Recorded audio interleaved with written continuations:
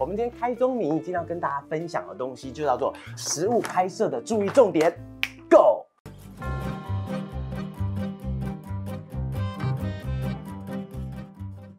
嗨，大家好，这是为你研究广告案例术语工具方法，我是娃娃。上次在跟我的朋友在聊天，其实我加完今天的这个入行，总共已经超过20年了，各位。那20年的感觉就是一个人他从生下来已经到高中毕业，到大学他都还在做广告，在做同一行，就觉得我自己这样子也蛮厉害的哈。今天之所以要讲到这件事情，是因为其实我在做广告20年，其实我见证到了广告从以前到现在这样子的一个年代。以前的时代是只有很有名的客户、很有钱的产业或者很有名的第一线摄影师，他们才有可能会进棚去拍到很多这样子的东西。但现在有一个时代来临，它叫做什么东西？叫做非传统的广告时代。各位，你们现在扪心自问一下，你现在更多的机会是看到一支电视广告，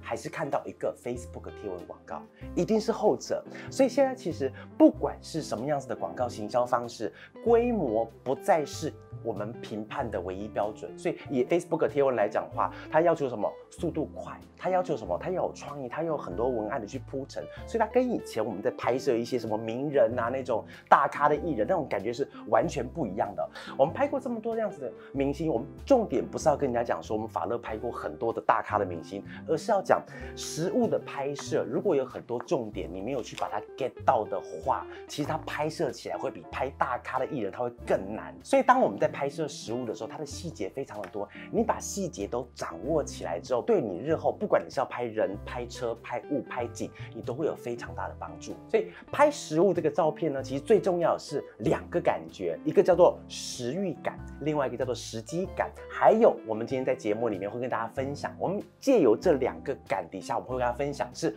5个重点跟1个提醒。第一个叫做实物示意和参考的资料。之所以要找实物的示意，重点是实物示意它叫做 reference。但如果各位有兴趣的话，你可以到我们的频道前面几支影片，我有专门在介绍什么是 reference 哈。这边有个重点就是，假设你今天要拍的是静态或是动态不一样的话，那我非常建议各位，你们在找 reference 的时候，一定要把静态跟动态分开。什么叫做 reference？ 是当我们在拍摄跟客户之间，因为不可能是我每次要拍摄就跟客户讲说，好，那我们来重新拍摄，拍完了以后让你看，请问这是不是你要的？不可能是这样子的嘛，所以我们一定要先找很多我们觉得适合的示意的影片或是照片，来跟客户脑袋里面的东西，在还没有拍摄之前，可以把它关联起来。所以这是找 reference 的重要。那为什么静态跟动态要分开呢？这张为例子好了，假设我们今天要拍一个南瓜浓汤，如果以设计平面的概念来讲的话，它可以修的那个程度基本上是无上限的。我可以在这个汤里面我修2只大象进去，都是有可能在平面设计上嘛。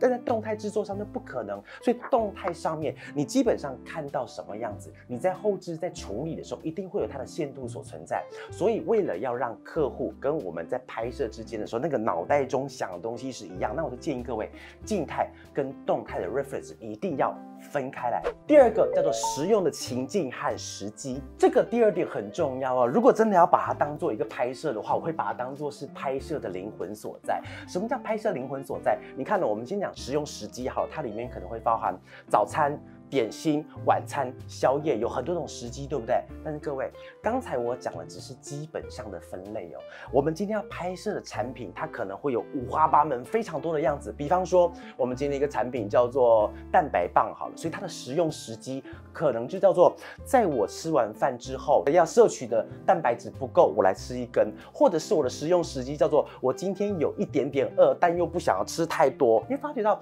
所有的食用时机其实会因为一点点的产品的设定不同，它就会有不同的呈现出来。你比方说好了，我们今天的产品是一个在晚上宵夜11点以后吃的，11点以后吃的，你就必须要注意到四周灯光一定是比较有气氛的昏暗灯光，可能在桌面上可能就会有放一些零食，会有放追剧用的 iPhone， 会有放什么样子的事情。所以依照时机的不同，而且时机里面又可以再细分很多出来。我可能是在打电动的时候吃的，我可能是在运动的时候吃的，旁边安排的一些装饰就会不太一样。所以食用时机跟情境是一个你一定要掌握非常细节的一个所在。第三个重点叫做跟拍摄物的距离，这一点事情很好玩哦。我觉得它有一个重点就是，当你今天要拍摄的时候，比方说我这个为重点好了，今天我们看到这样子图片，可能不会知道每一个食物它给人家的质感。我今天假设是个餐厅的话，你可能会知道它这个餐厅里面它给人家气氛感觉是什么样。那我就可能用镜头比较远，用大气的方式把整体的空间的质感给塑造出来。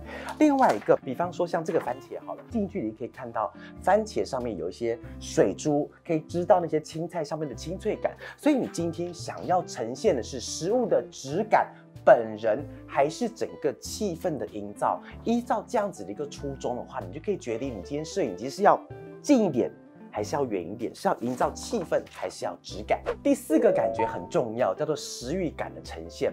不管我们今天在拍食物，你是要呈现气氛，还是要呈现什么东西，到最后它都必须要看到以后，你会对它产生一种食欲感。各位，我举个例子哈，假设我们今天要拍一台很快的车子，你会用什么方式来做？旁边可能是塞一台飞机，塞一个太空梭，这种很快的那种景色一直在往后移，或旁边塞一台很快的摩托车，你会用各种的方式去塑造你今天这台车子很快，用这样的方式你就很好联想。假设以汤好了，刚才这个南瓜浓汤。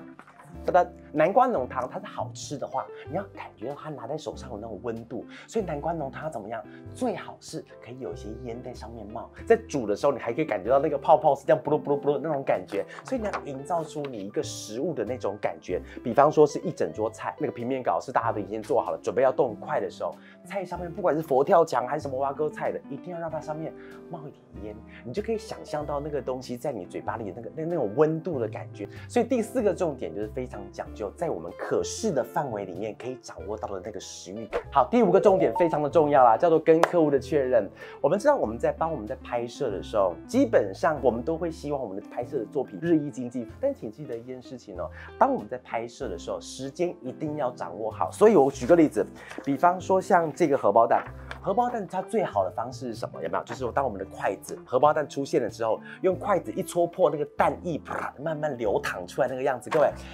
准备一颗荷包蛋可能就需要半个小时以上，我们要煎出一个最漂亮的荷包蛋，但是那个蛋液流出来可能就是那5秒，所以抓到那颗镜头的时候，先对老天说一声感谢之外，赶快请客户把影片回放，让客户重新看这个蛋液流出来 O 不 OK？OK 了，我相信如果你给我3个小时，甚至给我1天，我一定可以拍出78个荷包蛋，取出一个最棒的。但是与此同时，在一个时间限度之下，你要拍到你觉得刚才那颗最好的时候，赶紧跟客户确认这个蛋液，我们觉得是时间上之内我们能够找到最好的，我们就开始往下推。所以所有的一切都是为了让我们在一个固定的时间之内，可以把所有的东西给拍完成。刚才我们有讲到了5个重点嘛，那现在我要讲一个小提醒了。我以这个南瓜浓汤来举例，来各位，虽然我不知道这南瓜浓汤怎么拍，但是它99.9%怎么拍的，就是它底下一定会有一个容器，然后这个容器里面，它上面应该会再放一个反的碗，然后把上面这些什么南瓜、什么豆子，把它撒在那个碗上面，撒在碗上面之后，让汤填满了之后，让那个豆子还可以浮在那个水面上。各位，它逻辑上一定是这样子的，不然那个汤就一定要是咸死人，跟那个死海一样，所有东西都不可能沉下去。所以你会看到这个所有东西，我们都不是为了要骗消费者，而是为了让他们在看到这个食物的时候，会有一个最美好的想象。比方说这个荷包蛋，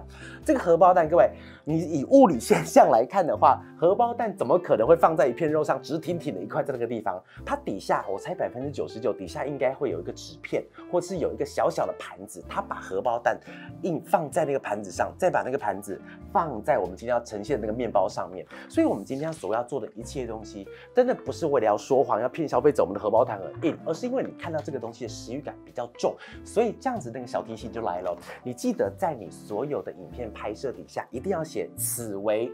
影片拍摄所需，就类似像这样子，稍微保护一下自己，像这样的一个做法，这是一个很重要的小提醒哦。好，各位，我们刚才讲了5个重点跟1个提醒嘛，那最后再分享一下，因为其实现在在人人的智慧型手机跟人人都有 Instagram 这样的情况之下，我们可能看到一个食物上来，我们第一件事情就会先去把那个食物先拍下来，这件事情完全正确。当然，如果我们今天想要当一个生活家的话，这样做 OK。但如果你接下来可能要接触到像这样商业摄影的时候，我就会非常建议各位把我刚才那个影片讲的几个重点，在我们底下文字叙述也有，把那个重点先给罗列下来，在日后你要拍到这样子的时候，可以把这个重点重新拿出来，2分钟而已，再温习一遍，在拍的时候，我就可以确保各位在拍摄的同时，很多细节不会漏掉。好，那最后就希望大家在拍很多美食，但是又不会越来越胖的情况之下，继续一起